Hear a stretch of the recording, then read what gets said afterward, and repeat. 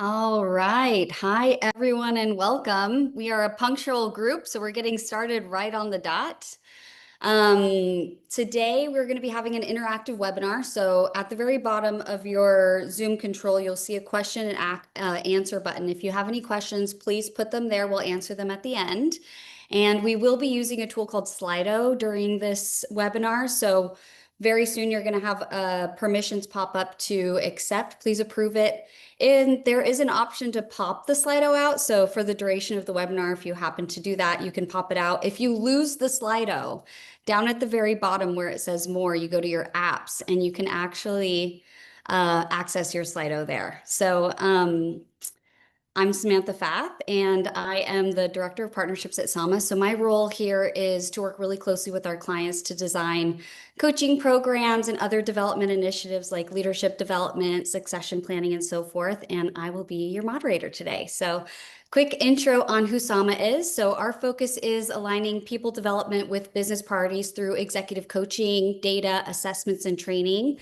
We use different data points, large language models, other AI to give our clients a measurable way to see behavioral change in their people, which brings me why we're having this discussion today. So I hear a lot of challenges from my clients, but a really common one is we feel that this is working, but how do we measure it? So, I mean, executive coaching is a really great example of this. To me, it reminds me a lot of a patient-doctor confidentiality. You can ask the coach, like, did they show up? But you can't really understand the details of how it went. So what we're trying to do is help give you a framework around that. And also because our leadership now is asking for more. They want proof that development is connecting directly to business goals. So that's the conversation we're going to have today. We're going to explore how to define those success metrics, who to involve and when, how to align learning and development with a broader business objective, and how to use metrics to inform those decision-making.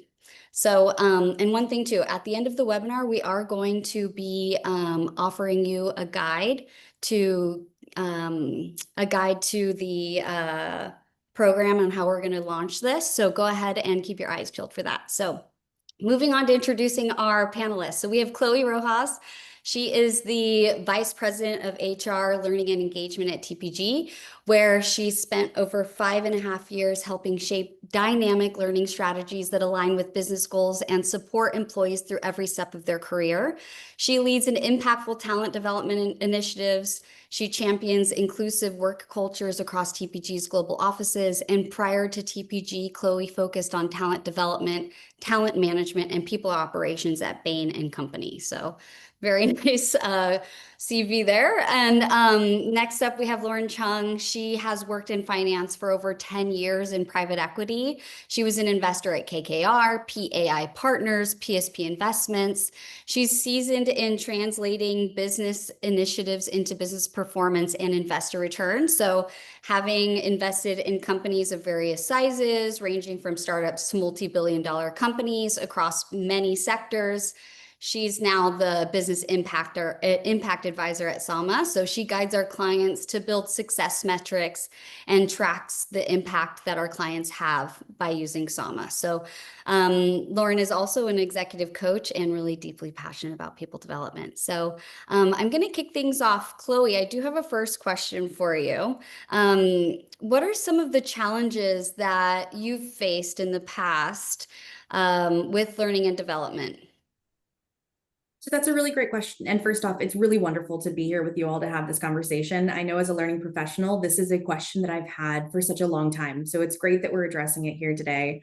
When it comes to challenges, there are a number of challenges that I think a learning professional kind of experiences throughout their tenure, especially when it comes to navigating impact for our learning objectives and really selling that to our stakeholders ongoing. So one that comes to mind is how it can be really hard to link learning outcomes to business KPIs. Ultimately, programs are built to create skill and to create engagement within the firm. But drawing a straight line between that and revenue can be really hard. So one thing that we aim to do on our end is to partner with our stakeholders early and often to just make sure that we're agreeing with those success metrics and to clearly outline those KPIs. But challenges come kind of on an ongoing basis. I mean, you will struggle with finding data that matches what you're looking for those KPIs and making sure that it's consistent, measurable, and credible to your stakeholders. And then, of course, finding those stakeholders that really want to be involved in what you're doing on a day-to-day. Yeah, definitely. And this is so you're going to be getting some permissions to approve the Slido. So I'm going to throw a question out to the crowd now. I'm curious from your side, everyone, what's the biggest challenge that you're facing when improving return on investment in learning and development? And you can choose more than one. So choose as many as you find are applicable.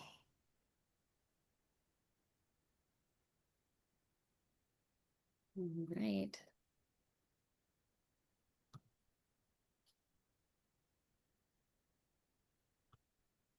Is it popping up for everyone, the Slido?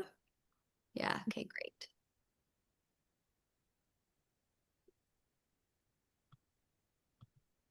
All right, so, oh, still moving.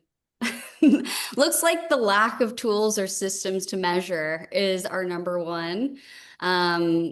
Limited stakeholder buy-in or involvement, and okay, hard to link learning outcomes to business KPIs. This is a perfect tee up for you, Lauren, and the question I'm going to ask you. So, as business impact advisor at Selma, like you meet with tons of clients, right? So, like, are these common challenges you're seeing for them as well? Absolutely. So different companies face different challenges, of course, but then there are a few common themes. The first one being lack of data. So some companies are more advanced in their journey in terms of collecting people development related metrics on a more regular basis. And some companies are starting from zero basis. So that's the first part. And the second part is even for the companies that are already tracking all these different metrics on a company level and also individual level, they still find it very challenging to connect the dot between all the different L&D initiatives that they're running and the impact of those different initiatives to the different business performance and individual performance that they're tracking. So those are two type of different challenges that we see which is exactly the number one and number two that are here. Great. And every organization is trying to solve slightly different problems, which makes it even more important to define what those success metrics actually look like. And it seems like a common theme is defining these metrics and what can really move the needle at the organization. So I'm always trying to figure out, like, how can learning and development be an integral partner to the business and prove why it's making an impact? So I'm going to throw a question back out to the group, one more. And we're going to ask you all, what are some of the key challenges your learning and development programs are solving? And again, you can choose as many as you'd like. So let's see what the crowd has to say.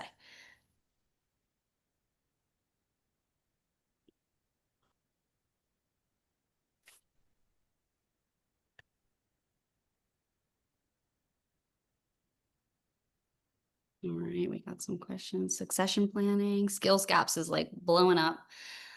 Okay.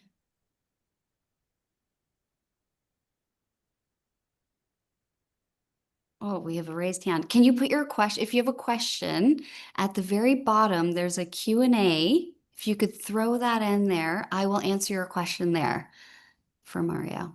Thank you.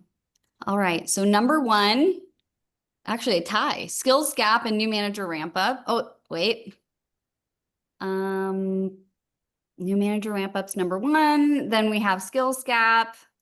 And then we have succession planning. So these are pretty common topics, actually, we talk about all the time. I think that, like, for the new manager ramp up and capability building, something that we always hear is that they're really good at their jobs, but they're not necessarily the best people managers. And it's a skill set that they have to learn and grow into. And so, when you're defining these success metrics at TPG, Chloe, how do you guys define success when it comes to people development initiatives? That's a really great question. I think of success really kind of as achieving both tangible and intangible objectives. Tangibly, this is when we're looking at measurable improvements, so performance metrics, productivity, quality of work. But intangibly, we also want to see enhanced engagement. We want to see increased retention and ultimately contributing to that overall organizational culture that we're looking to build. So I think of it in the lens of better understanding if you're creating something that makes somebody feel more capable, more confident, and more comfortable in their role, truly outlines what success could be. Okay. And when you're looking at tying them to business and like company objectives and choosing what to measure, how far into the future do you guys actually look? So I'd like to say that we start with business strategy and kind of work backwards from there. So basically anything that you're outlining, any of the objectives that you're looking to do should start with a sit down with stakeholders and understanding what they're looking to get out of it. And from there, when I think of time, I think of it kind of in a 3 layers. So you have what you can look at from a short-term perspective. So this is anything that's available to you within the first year. This is looking at leveraging participant feedback. This is looking at really the short-term behavioral changes that you can see. But from a medium perspective, so this is about your 2-year mark, this is when you get to look at the kind of meat of the data. This is where you can see promotion changes, turnover, manager competencies kind of shifting, your year-end competencies shifting, where you can see a lot of impact and tell the story to leadership. And then lastly, I like to say from a long-term perspective, this is where you're going to start seeing the enterprise goals getting affected. So this is if you're liking to build a leadership pipeline, for example, that starts 3 to 5 years out. So really what you should do from a time perspective is plan out kind of measurable progress. So you're attacking little wins throughout the initiatives, but that can take upwards of 2, 3, even more years, depending on what the business goals are going to be. That's a really interesting way to look at it, like from scaling backwards. And you're so right. I mean, thinking about that leadership pipeline, it can take a couple of years for somebody to be ready to step into that role. And that's also it's something else too, like when you're measuring return on investment, do you measure purely in financial terms? Do you look at behavioral, cultural shifts? I mean, from a learning perspective, ROI is going to be more than just dollars. Financial 100% matters, 100%. But behavioral and cultural shifts are equally as important, in my opinion. We want to track things like improved leadership and stronger manager skills, increased engagement, like I was saying. But from a financial perspective, that does prove efficiency. From a behavioral or cultural perspective, that's going to tell you whether people are actually using what they're learning and then strengthening the culture that you're trying to build. This is like you're a very good learning and development planner. And I try. do you, I mean, it's your job, but could you give me some examples of how success metrics have guided decisions on resources were allocated or like decisions that you made at the business? Absolutely. One that came to mind actually as we were looking at that Slido is in regards to our manager population. So about, let's say 4 or 5 years ago, we were doing this exercise of better understanding opportunities for our managers to grow. Again, we leverage a lot of our year-end review data because we have a very wholesome approach to how we look at that. So we started to realize that some of our managers had some areas or some competencies that were slightly lower than we were hoping for. And as you know, good managers create good teams. So those teams may have, felt some dissatisfaction. They may have been struggling. So we wanted to really invest in that manager population kind of as quickly as possible, but recognizing it was going to be a long-term impact that we were going to start seeing. So we created what we call the Manager Effectiveness Leadership Summit. This is where we brought in some vendors from Berkeley, actually, where we do a 2-day program, all intensive deep dives into our core competencies for managers to really get into the groove of what makes a good manager and why. And these are directly related to the year-end reviews that they're rated on. So as we were tying it back, we started to see those year-end numbers change. So this is that like the long-term goals, that like 2-year outs, we were starting to really see managers shift on what they were good at and what they were bringing to their teams. So what I'm saying is taking from what we learned from the year end, actively giving them this program that was going to really impact what they did on the day-to-day basis, and then reviewing that on an annual basis to see how it's increasing has been tremendous on feeling the need for managers to feel more comfortable, more confident, but also for their team dynamics to really shift in a positive direction. Yeah, and it sounds like the communication that you have for, actually outlining and defining these core competencies and letting them know, okay, in your role, this is exactly what's expected of you. This is what you're being judged on. This is how it's being measured. And I think you mentioned to me a while ago that you have competencies for everyone, right? We do. We have a very fulsome year-end process where we have core competencies for just individual contributors. We've got functional skills based on each of our individual, investment, non-investment, fundraising. So we really get into the weeds of what it looks like from a performance perspective and how we can help be more impactful from the individual perspective. Yeah, communication is so important coming from the top down and also connecting those dots that it allows you to see that growth over the couple of years. So thank you, Chloe. And I'm going to kick a question off to Lauren. You meet with tons of clients, and most of the time, a lot of the time we see that we're designing the competencies and what we're measuring with them. And so I was just curious, were there any types of like common mistakes that you see companies make when they're defining these success metrics? I say the number one mistake that I see is that a lot of companies, when they initiate these L&D initiatives, don't set success metrics. Okay. So yeah, people realize that there's a need to solve certain questions, so they go and look for different alternative options that are available to them. And then, yeah, they go ahead with the program, but at the end, there's no real way to track whether the program was successful or not, because the step to set the success metrics in the beginning was missing. So I say that's the first step. And the next mistake that I often see is that not looking at the impact holistically. Because yes, there are certain problems that the company is solving for, and also certain people, certain employees who are getting direct training. But then a lot of the training is also to see the overall impact on the organization culturally and in the team, and also the team and people that the senior leaders manage, etc. So not linking the impact to the broader company and the team is something that I see is one element that is often neglected when measuring success metrics. Yeah. And It's, oftentimes, oh no, go ahead, Lauren. I'm sorry. yeah, oftentimes companies rely heavily on more anecdotal accounts, whether when it comes to whether it was successful or not, just asking a few attendees rather than running a holistic survey or a way to link between what was the goal of the program in terms of competencies and measuring against how that progressed in the annual review, as Chloe mentioned. Sounds like TPG's got this gold standard. So if anybody's out there trying to think like, okay, what do we need to do? Start with your competencies. What's the goal of this program? And that, I mean, you can't measure, you don't know where you're going if you can't measure it, right? Like we don't know the outcome that we're going to have. So very good points, Lauren. And when you're defining these different success metrics, you work with different stakeholders. What do you find what different types of success metrics are valued or preferred by different decision makers or different people at the firm?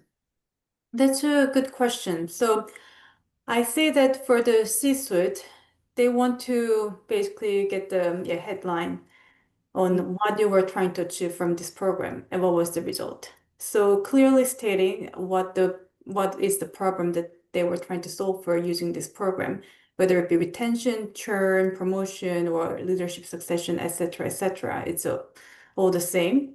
And yeah, how much was invested and what is our return on investment? Yeah, it's not just the financial, but also when it comes to achieving the intended result that the team was trying to achieve. So the way we do SAMA is basically giving holistic view in terms of financial terms, productivity gain, and ability to achieve better performance target if it was one of the main reasons for launching the L&D initiative. And then secondly, looking at the holistic impact on the company, coached employees, and then also the general team members of the people who are in the program. So yeah, we try to look at things holistically so that at the end of the day, the C-level, they want to look for a headline on what matters. And our HR partners can digest all the information that we provide to them and then basically share the key headlines that their C-suite level executives want to see. And when it comes to HR team, of course, they want to see the involvement, participation, usage, as well as the rating of the people who are holding these workshops and coaching programs and feedback from employees. So there are slight differences, but all of them are, of course, important. Yeah, getting the right stakeholders is extremely important. Like, I mean, it helps shape what to prioritize, lets you know what's important. And I'm going to throw a question out to the crowd.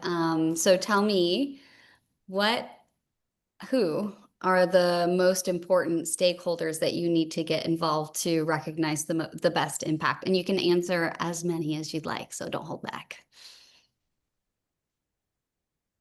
Oh, yeah, definitely CEO, CHROs, the top two. Oh, HRBP.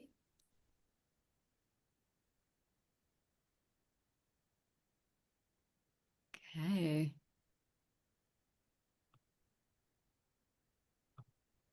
All right. So it looks like CHRO is number one. Of course, we need to get the CHRO involved. Oh, CEOO is creeping up. I love watching these things creep up. Okay, so I think that we'll pause here. So we've got number one, CHRO. We've got a second with COO.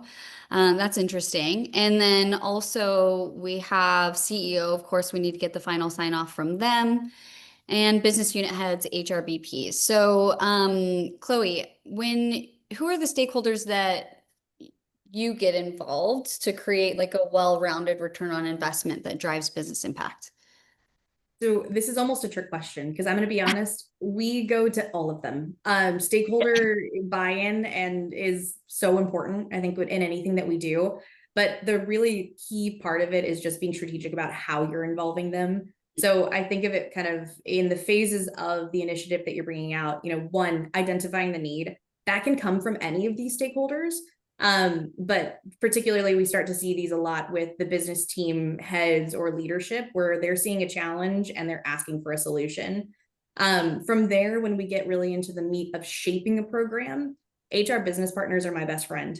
They are invaluable here. They really are going to give you the understanding of what the team needs. And maybe that's not exactly what the team head that just came to you is telling you. So you can understand slightly more how to shift this into what's going to work best for that specific team. So partnering with them along the way is really, really critical. Funny enough, the CHRO and COO, we are very blessed at TPG that both of them are very involved in kind of what we're doing from a learning perspective. They are eager, they are excited, they want to understand how we're developing the human beings that are kind of building up this firm and the culture. So they stay aligned in any of our key milestones. If I'm not actively coming to them, they are actively coming to me with questions, which is amazing to have that open line of communication. Highly recommend that in anything that you are doing, because that does give you buy-in and it connects what you're doing to the business outcomes, which we've been talking about this whole time, because that's where they're going to be drawing in their questions and what they're looking for from a business perspective. But of course, I would be at a loss if I didn't say from an enterprise perspective, the CEO has to be engaged and understand what you're doing. We do that in a very unique way. We have started to leverage kind of a weekly cadence of sending emails to our CEO with, as Lauren said, that headline of saying, this is what we're doing and this is why it matters. And that's been really critical and important as we think about the relationships and ongoing conversations with our stakeholders.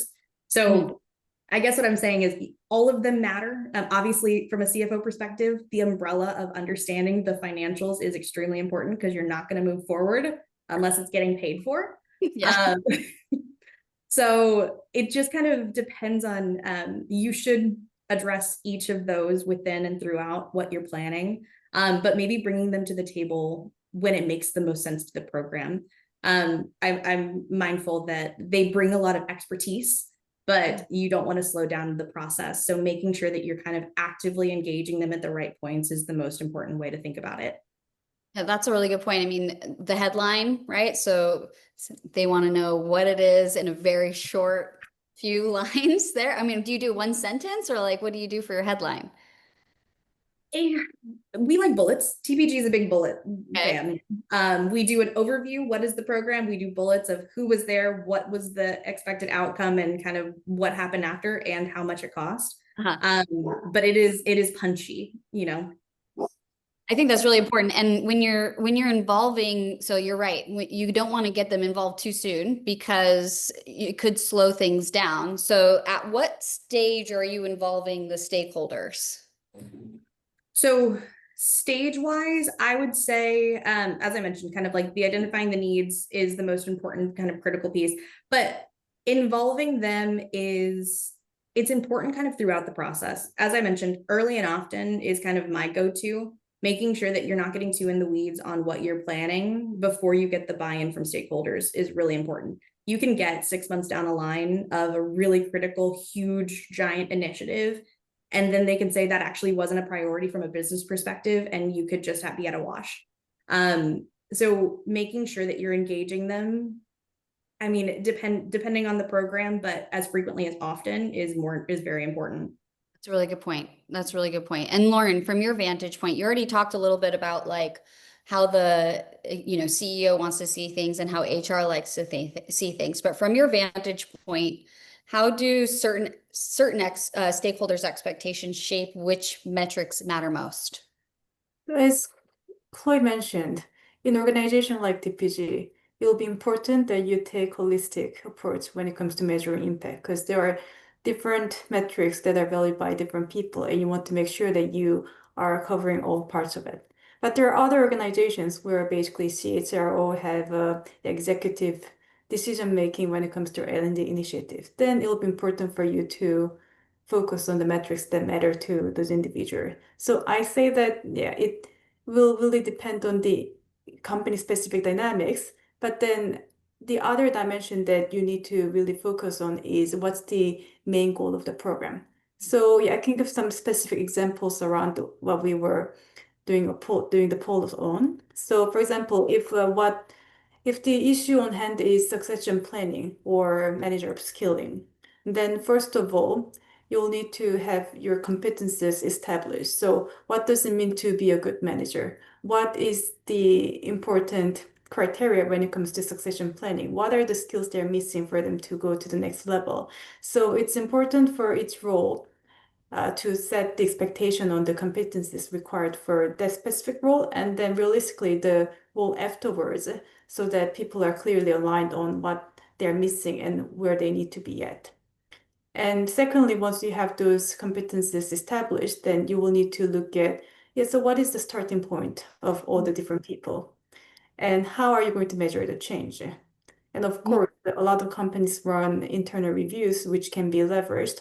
Or if you don't, then there's still a way for you to measure success of a program by quickly establishing certain competencies that you are trying to improve through those programs, and then comparing before progress and at the end of the program by designing 180 or 360 review. Mhm. So you're saying when you're deciding which ones to prioritize, you want to have a beginning, middle, end, essentially, of like what's the growth or the change that you've observed. And you do that through 180 reviews and like manager feedback and things like that. Definitely. So on that point, different companies have slightly different approach, but it is important to get the feedback from individual because yes, self-awareness and the individual feeling confident and good about their performance and how they feel at the company, it's very important. So you want to, of course, get the self feedback. But at the same time, in a lot of cases, especially when you're targeting leadership development, then you want to make sure that you have that trickle down impact and also improvement in feedback from their colleagues up and down as well. So that's why ideally you'd want to see the 360 view as well as self view. Okay, that's interesting. And I just want to shift to something that I know that we've all wrestled with. So we've got the buy-in, we have the right stakeholders involved, but getting buy-in once is not going to be enough. We can't assume that it's just going to stick. So we have to keep bringing the stakeholders along with us. It's like an internal marketing campaign essentially for initiatives. So, And I've been there, like I've had CEOs come to me and they say, so what are you working on? How are you measuring it? How does this align with the business? And like I've frozen before because I'm like, I just am, right? So when you get these questions, Chloe, how do you ensure that these are consistently aligned with business objectives, like for example, performance, engagement, retention? I've had that situation many times where folks come up to me and I might freeze a little bit. And I might sound like a broken record here, but I do think that engaging and staying close with your stakeholders is going to help solve that. Understanding what questions they are going to ask before they ask them is really important. And I think that it's an opportunity to be more proactive than reactive in those situations. So I think of a couple of opportunities. One that we've really started to leverage is midpoint feedback surveys.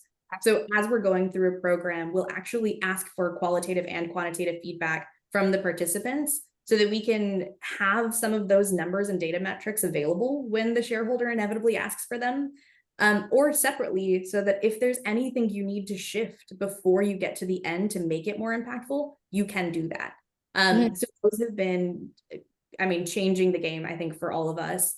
But I would also say that need, again, to tie back all of your data to what matters to the leadership. So in our world, as I've mentioned, that's going to be looking at our year-end review feedback, understanding performance, understanding manager skills, leadership pipelines. That's going to be what really matters and tells the story to them. I didn't answer this in the very first question, but we do have, unfortunately, a lack for an LMS system. So a lot of what we do is more manual.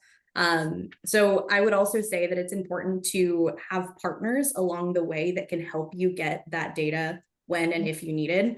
The first person that comes to mind is going to be your data analyst. I, as a learning professional, am not a data analyst. I'd like to pretend that I am sometimes, but if you have a data analyst or somebody that's helping you crunch and run those numbers, go get them a coffee. Their job is hard enough, and they're probably helping you a ton in making sure that you're selling what you're putting out there. I also make a point to partner with really great organizations who may have options like that. So more recently, we did a 60-person cohort with Sama. And that has really changed the game and how we're able to deliver meaningful impact summaries to our leadership. Sama has a great built-in dashboard that can tell you all about the individual performance experience, how engaged they're being with the system and with their coach. And as we don't personally have any type of LMS system, this has been a way for us to draw on those numbers and have something readily available to those stakeholders when they ask for it.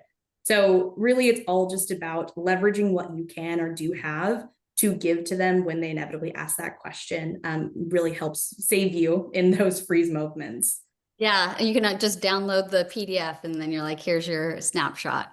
Exactly. Yes. No, thank you, Chloe. And Lauren, you already touched a little bit on this, but I wanted to give the listeners some specific takeaways. You guys are going to get a guide of like types of questions to ask internally to kick off your success metric measuring, but Lauren's really good at like creating formulas around these things. So out of like the top, so we had succession planning, leadership pipeline, new manager ramp up, retention and engagement, skills gap, emotional intelligence, performance improvement. Do you have any like concrete examples you can share with the listeners on how they can do something about this now?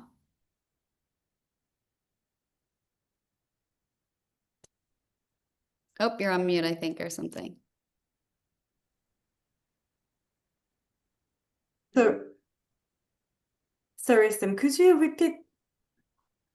Yeah, do you have any specific metrics? For example, you could use the coaching metrics that we use at Sama that help move the needle, and how are they calculated? So you already talked a little bit about 180s and measuring between different timelines in general, but do you have any specific examples, like maybe around succession planning, a client that we've worked with, or the different things that they measure? Yep, sure. So, yeah, I'll give two different examples. The first one relates to retention and churn because, of course, retaining top talent and reducing involuntary churn is a very important topic for companies, and it is one of the most expensive people-related costs, losing people when they don't want to. So when it comes to retention and churn, the approach that we introduced to companies that was very powerful was not only looking at the specific coached employees, but then looking at the broader trends across the teams that were managed by the leaders. Because the reason why companies invest a lot in learning and development and upskilling managerial skills is to really see the trickle-down impact that comes from how leaders manage their team, because it has such an overarching impact on the whole organization. So we introduced tracking the retention and churn and promotion, not only within the specific trained employees, but then across their teams. And also introduced a very systematic way of measuring it and comparing it to their historical stats, and of course different departments, as well as comparing to other industry, because we offer our services to companies across different industries, and yeah, a lot of the top of the cream of the cream organizations usually work with Sama. So it's interesting to compare how our client company is doing compared to the industry peers, which is not a metric that is very easy to get, especially on a real-time basis. So that metric was very powerful for the clients that we work with. And the other interesting example was there was a specific case where our client wanted to really focus on improving communication and culture aspect amongst these a specific group of within the organization, because the group was having some miscommunication and lack of collaborative approach. So it's more soft skills related. So we leverage the company's data that they collect already, as well as the self-reported a survey that we run. So we drew data from different sources, which is what we usually do. And yeah, the result when it came to improvement in the cultural element of collaboration and the communication had significantly improved. We could see the stats both from the company-wide, the survey that was run by the company, as well as the self-reported results that we ran from our platform as well. So it was really great to see. That is an interesting perspective to see what the trickle down effect is from, let's say, coaching as the example. A rising tide raises all ships. I think that that's a common saying that we all know. And, you know, to your point too, gathering data from where you can. I mean, I think that there's a lot of learning and development professionals that are operating without an LMS system. And even when you do have an LMS system, most of the time it's disjointed from your HRIS platform. It could be a standalone Taleo. Maybe it doesn't integrate with payroll, which has all of basically the source of truth of information. So when you're looking at where to find data and how to gather it, if you have a data analyst, awesome. I don't think some companies don't like that. I think that that's a really nice privilege. So Lauren, from your side, when we have clients that we have disparate data, that's it. I mean, it's a stat that HR professionals, I think, have around 17 different systems that they're working in. Most of the time they don't talk. So where do you find the data and how do you put it together? Yes, that is a key challenge. So even for those companies that run many different surveys with a lot of thought put into each one of them, it is really hard to make the connection on what initiatives were put in place and how they're affecting these different metrics, because they're in so many different places. So in some cases, even if the company has a lot of data, they actually prefer to run Sama designed surveys, because it's just a quicker way to measure the impact on the specific individuals rather than having to go through all the minefield of data, although that would be very, very powerful. So as Chloe mentioned, I think it's a really, really worthwhile investment to design this underlying HR, people, performance, and culture, all the surveys that are run into one system so that it can be dissected in any how you would like to run, and then also see the aggregate view as well. So I really agree with that point. And so, I mean, from the checklist of things, we've got our competencies lined out. We've got the stakeholder involvement. The CEO has the headline, they're bought in. We've pulled them through every stage of the development. We've iterated and changed where we needed to because we do midpoint check-ins. Now we're looking into the future. And Chloe, you're already mentioning that like 3 to 5 years out into the future, you guys are looking. But how can we future-proof the efforts that we're putting forth? Like how far into the like is 5 years the farthest that you look out, or like how do we choose? It's a great question. I love the concept around future-proofing learning because I think that's insanely important, and it's something that's going to speak to leadership and stakeholders as well. The key, and I think I've said this a couple times, but it is to start from the company's long-term objectives and ultimately work backwards. So when we think about identifying the skills, identifying the capabilities that are going to be important 3 to 5+ years out to leadership or to stakeholders, there's opportunities within those 3 to 5 years to create competencies and work towards that gradually. So think about like the leadership pipeline, for example. If 5 years from now, you're eager to get X number of employees into a partnership pipeline, start today. There's opportunity for you to start educating principal level employees. And then next year, if you want to engage them in MD trainings, and then the following year, if you want to get them into partner trainings. So then what you're looking at is a very wholesome approach with little wins throughout the time, big programs that you're hitting, big developmental opportunities for those individuals. But then 5 years from now, you are future-proofed. You have something that is substantial to say, these are the people who experienced this training over the past 5 years. This is what they've learned. This is how we've upskilled them.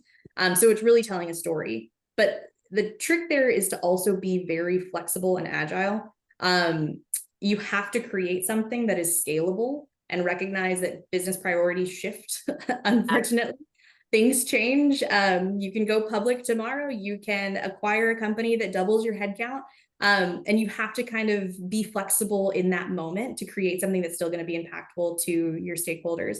So again, I'll say it 100 more times, engaging the stakeholders often is very important. They're going to be the ones who are feeding you that detail of something's on the horizon, something might be shifting, something might be changing, so that you can stay on your toes and really just get something that's going to be meaningful for them out and available.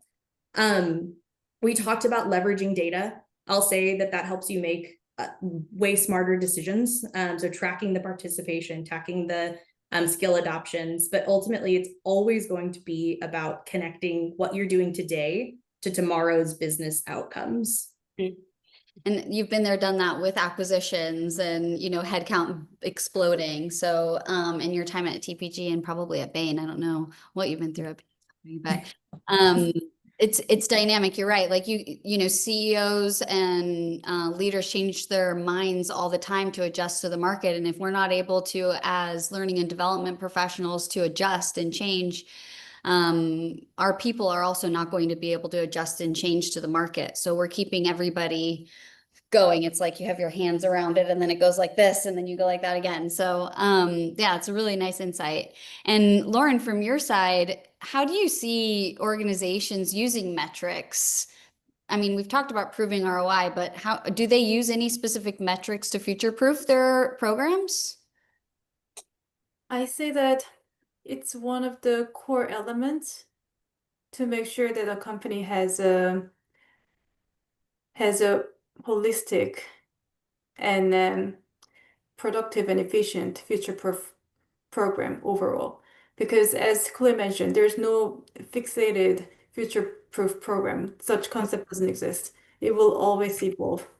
And for you to make real-time decisions that reflects the latest information available to you in terms of what you've been doing and what worked and what didn't.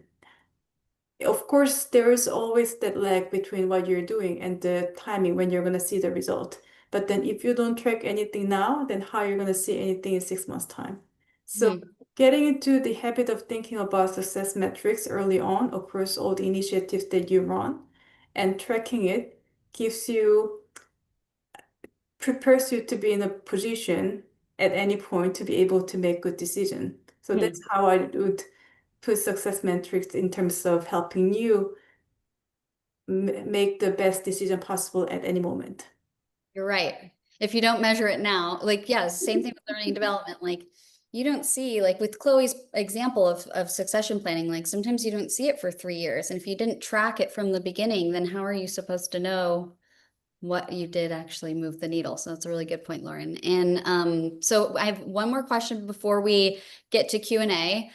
Before I'd like to wrap up, I just want to open up the floor to Chloe and Lauren. Chloe, you can go first. One last piece of advice that you'd give to learning teams when they're setting up their success metrics. Okay. You asked for one, I'm going to give you three. Okay. And it's really because it's something that I've been saying, I think, throughout this conversation. But Mhm. number one is always going to be start with the end in mind. Having that conversation, aligning with stakeholders is going to help you move that needle and make sure that you're creating something that is impactful for the individual, for the team, and for the business, which is the ultimate goal when it comes to being a learning professional, right? Mhm. Two is going to be mixing qualitative and quantitative feedback to ultimately tell the story, as qualitative and quantitative as they can stand alone. Really together, they create that wholesome story that you're wanting to tell leadership, that you're wanting to tell teams. So I fully stand by ask for feedback early and often, ask for feedback towards the end as well, and then engage that as you're thinking towards future programs. And then last one, I promise, iterate and refine. As a learning professional, be open to adjusting what you're measuring, be open to adjusting those KPIs as you're having those conversations with stakeholders. If the workplace or if the business evolves, be on your toes, be nimble. Being agile is such a crucial part of being a learning professional. And so it's just something that I stick with me kind of throughout my tenure. So that is my piece of advice. Nice 2 cents. Lauren, what about you? Okay, Chloe already provided very comprehensive answers, so I'm just gonna answer one. So from my side, keeping in mind these three questions and connecting the dots whenever we're thinking about success metrics when it comes to L&D initiatives. The first question is, what is the problem we are trying to solve? The second one is, what is the intended outcome? What is the outcome that we want to see? Third one, what data do we have to prove them?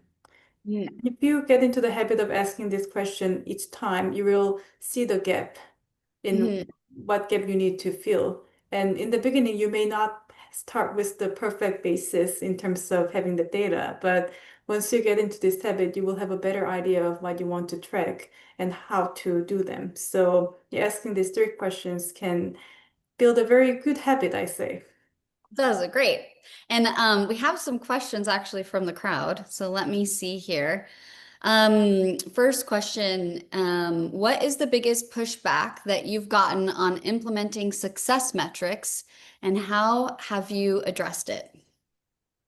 Whoever wants to take it. Anybody feel inspired? I'm happy to take it. Okay. And Lauren, please add to it as you'd like to. Biggest pushback that we've gotten on implementing success metrics. I think one of the biggest pushbacks that you are kind of always going to get, depending on the size of your organization, is going to be financials.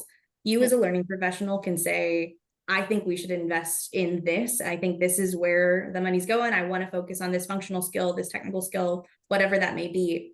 But sometimes the financials may not be there for you to make that move. I'll say that what I like to do is try to prove its worth as best as I possibly can. You sometimes, as a learning professional, become a salesperson. You are explaining to them what that output is going to be and why it's important to the business, even if they may not see it yet. So I think that is an area that I want to continue to enhance as well, but that I would say across the board as a learning professional, get very good at being a salesman and understanding, is it worth the dollar and how can you make it worth the dollar? That's a good answer. Lauren, do you have anything to add? From my perspective of working with clients, one of the main pushback that we see is that it's time consuming for the companies to track. The company may already have the data, but then it can be time consuming for them to produce the data because of the way it's set up. It's not very efficient for them to slice and dice. So in those cases, we offer to integrate with their HR system to be able to do that on behalf of them. We also provide scalable solution of being able to track the performance and progress by running survey before interim at the end of the program. So to make it more scalable. So we offer different ways to tackle these challenges. Yes, it's there's a common theme of a lean back office in HR. I mean, there's not only so many of you on the I think there's only two people on the L&D team at TPG. There's now 3, but yes, we're still very slim. And there's 2,000 employees, something Just like about, yep. that. Maybe, I mean, who knows how much it'll grow if you guys buy anything else. And so, yeah, to Lauren's point, I mean, partner with individuals or groups that can help extend and be an extension of your team to help you track this stuff. I mean, if you are limited with bandwidth, and you have somebody you're already working with, see what they offer that you can leverage. Maybe you already have a vendor that can help expand what your understandings are of the programs that you're running. So check to see what you guys have in terms of resources. And we have one more question. How would you track an improvement in communication across the org? That's a good question. Well, we have a communicate. Salma is easy. I was about to say, yes, Lauren, I can start and then feel free to add anything again. So again, from a TPG perspective, we are very blessed with an excellent, robust look at our review process. So we do leverage those to look at communications, upskilling throughout the year. We have leveraged that data to help us create an executive presence and communications program that we host throughout the year in person for a number of our employees. So really, we can look at it year over year to see how communication is shifting. Now, that's a data point, but I will say there's also a way to address communication external from having raw numbers. And that's just talking to the humans. I mean, that's asking the question of how teams are feeling. What is general sentiment? How are you feeling from a leadership perspective of somebody managing a meeting, or for you walking in and having a conversation in a meeting? There's a lot of opportunities for mentorship experiences in that, and what can come out for you to share feedback from a communications perspective. So both tangible and intangible ways to look at communication throughout the year, I think. Lauren, do you have anything to add? Yeah, I agree with what Chloe has said. Yeah, I completely agree. The other point that I'd add is there are different elements of communication. There is external communication, internal communication, presentation, and clarity. So it is important to be clear about what you mean by communication. And then when you run surveys and ask for people's feedback, make sure that you cover all the different areas, not being generic communication. So I say that this makes a big difference to begin with. Everything else, I agree with Chloe. There's a common theme here. Figure out what's happening in the very beginning. Like, what do you want to define? Be really specific. And, I think, thank you, everyone. Thank you both for your time and everyone who joined us today. Key takeaways.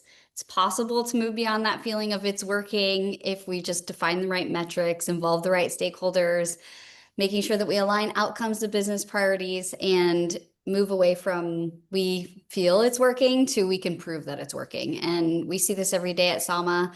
When coaching is tied to meaningful metrics, it becomes a catalyst for culture, performance, retention, and the kind of return on investments that our executives are pushing us for. So today, thanks again for joining us. And you guys will all receive a recording of today's session and the guide that I mentioned to get things moving on at your organization. And we look forward to continuing the conversation. So thanks so much for joining us, guys. Thank you. Thank you.